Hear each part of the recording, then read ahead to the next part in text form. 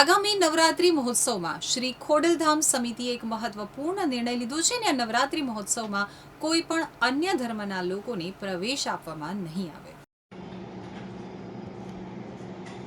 આગામી નવરાત્રી મહોત્સવને લઈ અને સુરતની શ્રી ખોડલધામ સમિતિએ એક મહત્વપૂર્ણ અને ચર્ચાસ્પદ નિર્ણય લીધો છે. કેન્સર હોસ્પિટલ અને રિસર્ચ સેન્ટરના લાભાર્થે આયોજિત થનાર પારિવારિક નવરાત્રી મહોત્સવમાં અન્ય ધર્મના કોઈ પણ વ્યક્તિને પ્રવેશ આપવામાં આવશે નહીં. આ નિર્ણયનો મુખ્ય હેતુ સમાજની દીકરીઓની સુરક્ષા અને લવ જિહાદની ઘટનાઓને અટકાવવાનો હોવાનું સમિતિએ જણાવ્યું છે. શ્રી ખોડલધામ સમિતિ સુરત દ્વારા કોસમાડા સ્થિત લાઈવ સ્પોર્ટ્સ ક્રિકેટ ગ્રાઉન્ડ ખાતે ભવ્ય નવરાત્રી મહોત્સવનું આયોજન કરવામાં આવ્યું છે. આ આયોજનનો ઉમદા હેતુ રાજકોટ ખાતે આકાર પામનાર કેન્સર હોસ્પિટલ અને રિસર્ચ સેન્ટર માટે ભંડોળ એકત્રિત કરવાનો છે. તો આ કાર્યક્રમમાં મહિલાઓ માટે પ્રવેશ નિઃશુલ્ક રાખવામાં આવશે, પરંતુ પ્રવેશ દ્વાર ઉપર તમામ લોકોના ઓળખપત્રની સઘન ચકાસણી કરવામાં આવશે.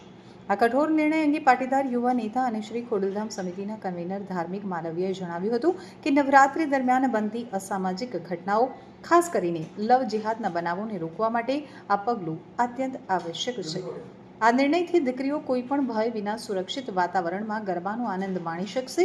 તો સમિતિના અને પાટીદાર સમાજના અગ્રણી નરેશ પટેલના માર્ગદર્શન હેઠળ ગુજરાતભરમાં 28 જગ્યાએ પારિવારિક ગરબાનું આયોજન કરવામાં આવ્યું છે, જેને સમાજમાંથી વ્યાપક સમર્થન મળી રહ્યું છે. આ નવરાત્રી મહોત્સવ માત્ર મનોરંજન અને સાંસ્કૃતિક ઉજવણી પૂરતો સીમિત નથી, પરંતુ તેની પાછળ એક મોટી સામાજિક જવાબદારી પણ જોડાયેલી છે. આયોજન દ્વારા એકત્રિત થનારું ભંડોળ રાજકોટમાં નિર્માણાધીન અત્યાધુનિક કેન્સર હોસ્પિટલ અને રિસર્ચ સેન્ટર માટે વાપરવામાં આવશે, જેનો લાભ સમાજના હજારો જરૂરિયાતમંદ દર્દીઓને મળશે. આમ શ્રી ખોડલધામ સમિતિ સુરત દ્વારા લેવાયેલો આ નિર્ણય એક તરફ દીકરીઓની સુરક્ષા અને સંસ્કૃતિના જતનની વાત કરે છે, તો બીજી તરફ આરોગ્ય સેવાના કાર્ય સાથે પણ જોડાયેલ છે. જય માં ખોડલ, જય માં અંબે. ખોડલધામ સમિતિ સુરત દ્વારા દર વર્ષની જેમ આ વર્ષે પણ ખોડલધામ પારિવારિક નવરાત્રી મહોત્સવ 2025નું આયોજન એન્થમ સર્કલ રિંગ રોડ ખાતે કરવામાં આવ્યું છે. ખોડલધામ સમિતિનો મુખ્ય હેતુ એ સમાજની દીકરી સમાજના આગળ સુરક્ષિત રીતે માના ગરબા રમી શકે, માની આરાધના કરી શકે, એ જ મુખ્ય હેતુ રહ્યો છે. ખાસ આ વર્ષે રાજકોટ ખાતે આકાર પામનાર કેન્સર રિસર્ચ સેન્ટર અને હોસ્પિટલના એક ચેરિટીના આશય સાથેનું સમગ્ર આયોજન છે.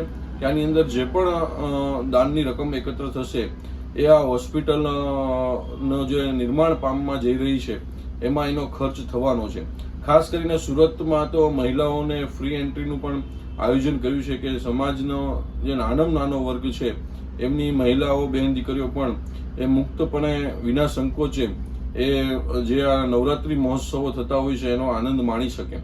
ખાસ કરીને સમાજની દીકરી સમાજના આંગણ એનું ટાઇટલ છે. એક સુરક્ષાની ભાવના અને હેતુસભર આ સમગ્ર આયોજન છે કે આની અંદર જે પણ લોકો આવવાના છે તમામ લોકોને ખાસ કરીને એક સિક્યુરિટી પર્પઝથી ચેકિંગ થવાના છે. કોઈ પણ લવ જિહાદ જેવી જે ઘટનાઓ બને છે, વિધર્મી લોકો એ આ નવરાત્રી મહોત્સવને જે પ્રમાણેનો ટાર્ગેટ કરીને આનો દુરુપયોગ કરે છે એ ન થાય એની માટે પણ ખાસ સિક્યુરિટી વ્યવસ્થા, ચેકિંગ, સાથે સાથે સ્વયંસેવકોની ટીમ સમગ્ર આયોજનને એક સુરક્ષા પૂરી પાડવાના છે. તો ખાસ મહિલાઓને એક સુરક્ષાના હેતુ સાથે અને સમાજની દીકરી સમાજના આંગણે નવરાત્રીનો ઉત્સવ માણી અને માની આરાધના કરી શકે એવા હેતુ સાથે આ સમગ્ર આયોજન ખોડલધામ સમિતિ